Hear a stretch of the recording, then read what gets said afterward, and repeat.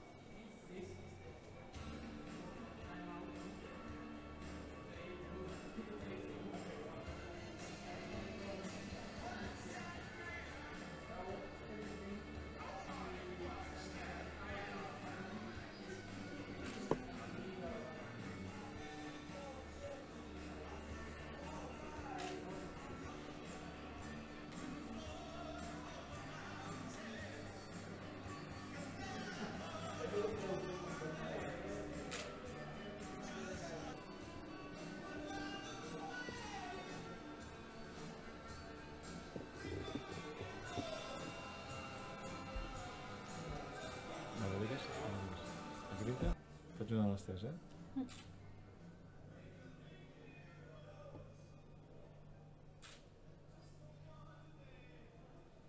Molt bé.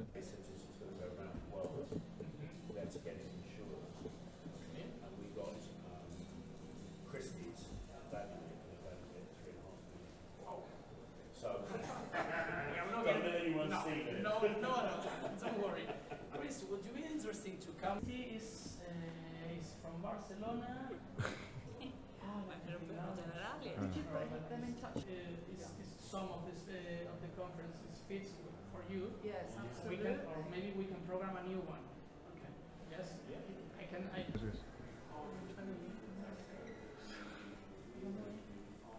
Faig ja de l'open.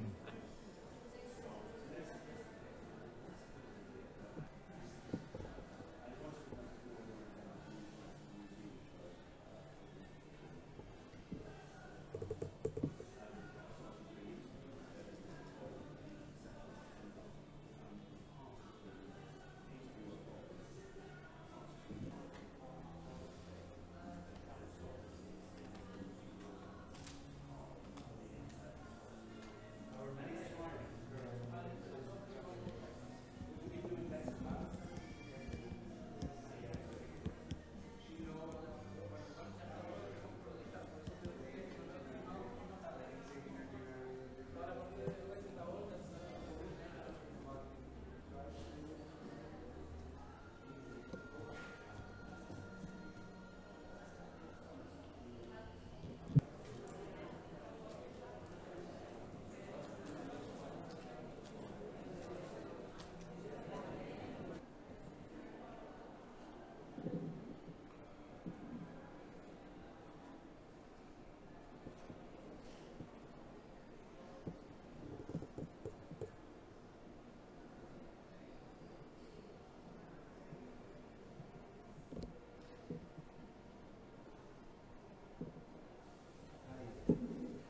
fina aquesta la tala periòdica.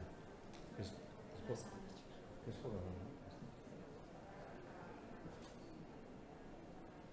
Molt bé.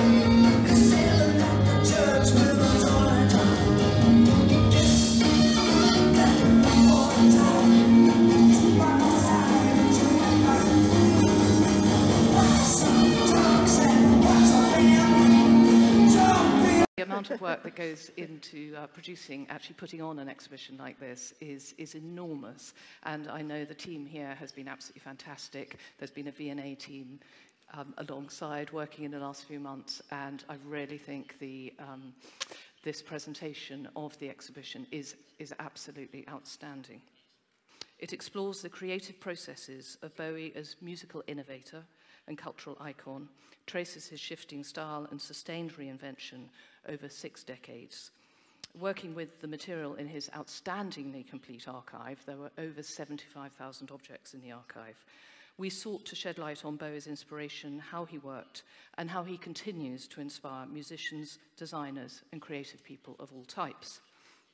We chose to celebrate David Bowie because he was not only a phenomenally successful pop star, but also, as we have spoken about this morning, an artist and design visionary who challenged the status quo, pioneered new styles of music and performance, and channeled avant-garde design and ideas into music and productions that connected worldwide with mainstream audiences. Bowie's death in January 2016 sent shockwaves around the world, and it was a deeply sad moment for all of his fans. But his significance and influence lives on through his immense cultural and musical legacy.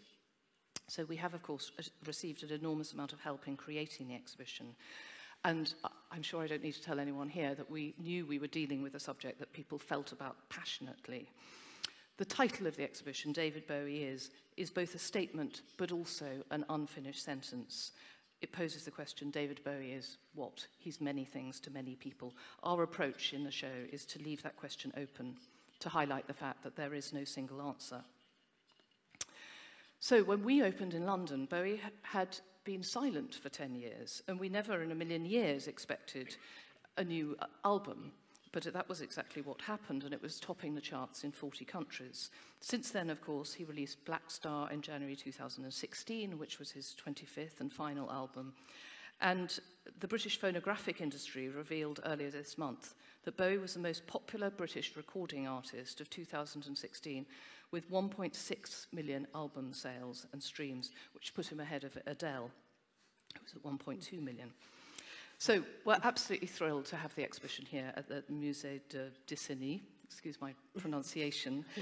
We know that there is a fantastic programme of events going on throughout the showing of the exhibition, and we're certainly hoping we'll be able to come back and see some of those.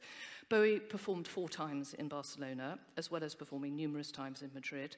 He was also the star of the performer in the first Doctor Music Festival in Escalare in 1996, and I gather that is coming back again this year for the first time for many years. So it's wonderful to bring the exhibition's 10th showing back to Spain and to Barcelona.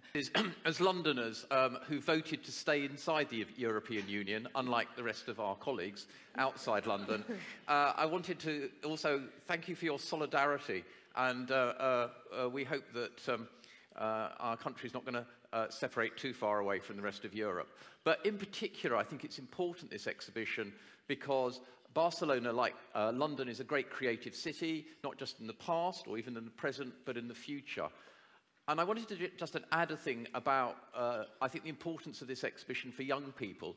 I guess you'd have to be over 30 nowadays to actually see Bowie performing. And so what's in this for young people? I think there's 3 things. First of all, we've done as much as we can to create, particularly at the end of the show, a chance to feel like it was to go to a Bowie concert. And I have to say, enormous thanks to Sennheiser, who are here, for bringing together, really, I think, for the first time in a museum, the mixture of sound and vision. The second thing about Bowie was that actually his view always was, don't follow David Bowie, go and discover what's inside yourself. He always used to say this to people, if you want to think about creativity, don't look at other people, look at what's inside yourself and follow your own dreams. And I think the third thing is, and both Vicky and I have got teenage children, I think there's enormous pressure through social media now to conform in what you're doing. And I think the great story of Bowie's career was that Bowie was always a pioneer. He was always looking for new things. Whenever he seemed to have settled down in one groove, he surprised and shocked everybody by starting off in a new direction and often leaving things behind him. And I think that's a great thing for young people to come and see this exhibition, that there's a great future ahead in the design business. It's terribly important in the European Union to sell around the world. And so I think for Barcelona as a great design city, this exhibition isn't just about the past of a great cultural icon. It's about the future of your city and encouraging young people into the creative industries. So thank you, and I really hope you enjoy the exhibition.